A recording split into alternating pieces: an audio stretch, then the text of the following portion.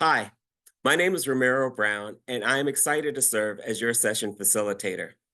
For more than 30 years, I've had the privilege and the honor to work with nonprofit organizations to help them strengthen their services to young people and to families. Through this series of micro learnings, you'll have the ability to gain valuable insights to help build the highest quality program possible. Please take notes as we go along the way and really enjoy this opportunity to take your organization to the next level. Emergencies can happen at any time, but with preparation, we can keep everyone safe. So, in today's session, you're going to learn the following. We're going to look at the importance of emergency preparedness and core procedures for youth programs. We'll explore how to effectively conduct evacuation drills and train staff for readiness. And finally, we'll look at some key practices for staff preparedness, including essential training. So let's just all dive into this. And I'd like to start with just an understanding of why emergency preparedness is so important. First, it ensures the safety of youth, our staff, and the program environment. So when we practice these procedures, it's going to help us to respond quickly and it's going to help us respond confidently. And this will reduce the risk by creating a secure space. It also shows parents and stakeholders that we prioritize safety, which builds trust in our program. I don't know if you knew this, but about 51% of Americans feel prepared for a disaster. But when we have a solid plan, your program can be in that prepared group. So let's pause for a moment. Let's just pause and reflect on your program. Think about your program. What's happening there? Do you have clear emergency procedures in place? And how often are they reviewed or practiced? Emergency procedures can come in many different forms. It can be around fires or severe weather or emergency threats, even power outages. So each situation requires its own specific plan. For instance, do you know the evacuation routes of where to go during severe weather? When we reflect on these questions, it really becomes kind of the first step to orient ourselves towards being prepared for emergencies. Now, let's talk about building tailored emergency procedures. Every program is unique, so your procedures should reflect the specific risks and environment of your space. For fires, we want to make sure of a couple of things. We want to make sure that you've got evacuation routes that are posted around your facility, and you've had conversations with your team about assembly points. For severe weather, you want to do things like ensure that they are safe zones that are away from windows and potential hazards.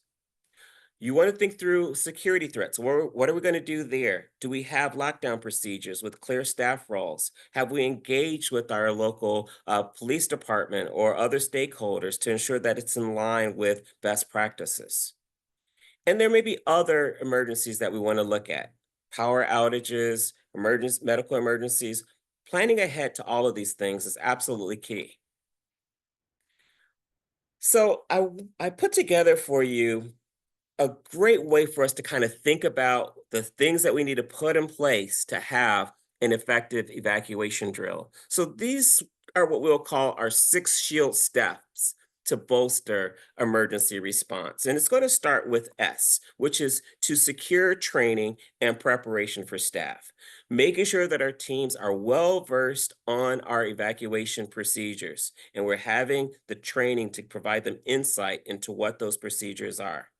Secondly, we want to think through what are the roles of each of our staff. So every single staff should have a clear understanding of what their role is, what their response should be, and the steps that they must take. So all of those things should be reinforced with each member of your team.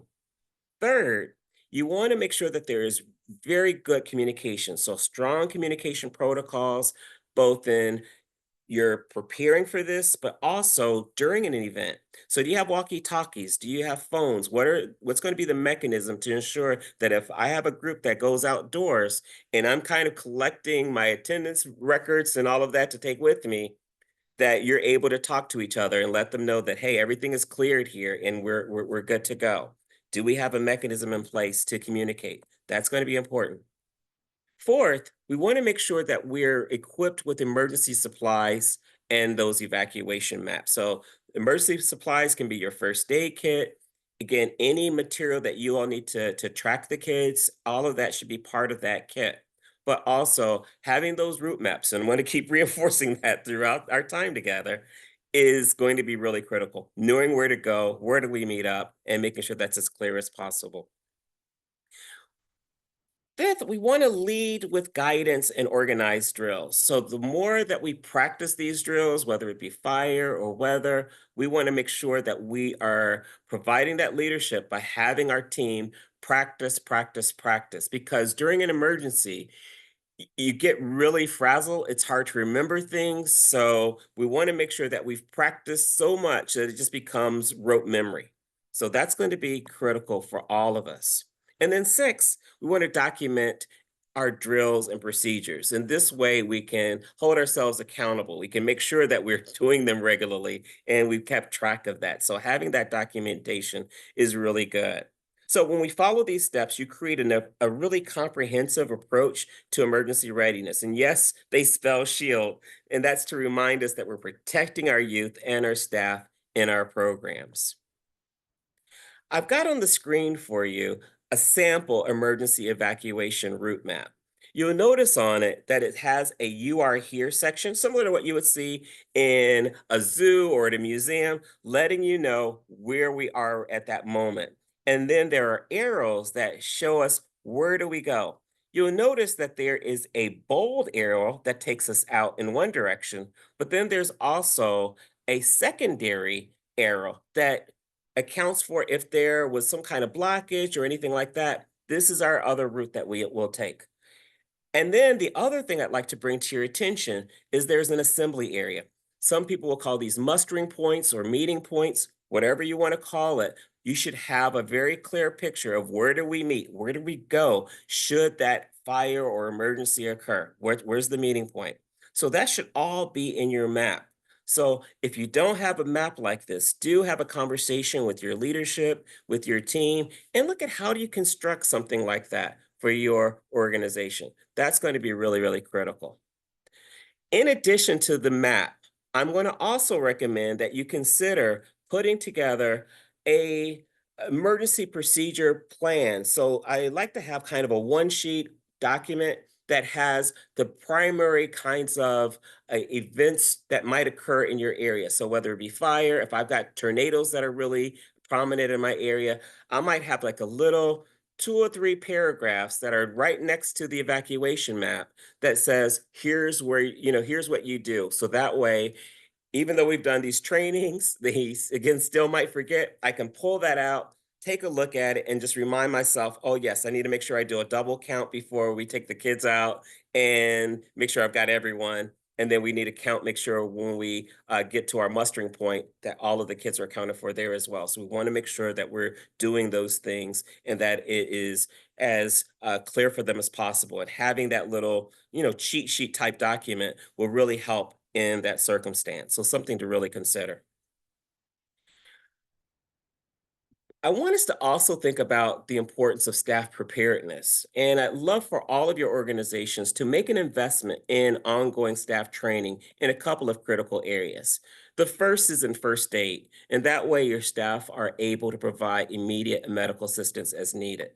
We also want to make sure that all of your staff are able uh, to respond to cardiac emergencies. So CPR and AED training is really critical. These skills actually save lives, and regular refresher courses are essential to keeping those skills sharp.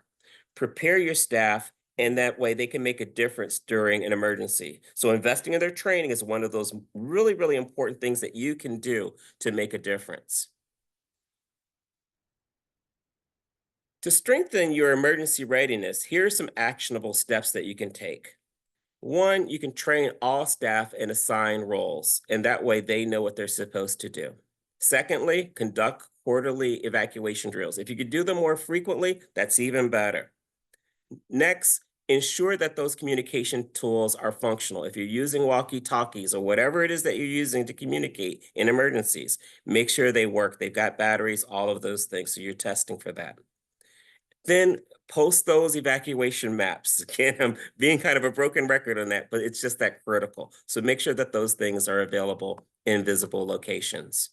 And make sure that your emergency kits, your first aid, all of those things are well stocked. That will be really important as well. And take that time with your team to review and update your emergency plan. Maybe you did a drill and noticed that one thing didn't work. So you circle back, make some adjustments, and update the plan so that it will be as effective as possible. And that way, you can create a safer environment for everyone. So remember safety first. Today, we learned a lot. We spent some time looking at the importance of emergency preparedness and core procedures for youth programs. We also looked at best practices for conducting evacuation drills and training staff.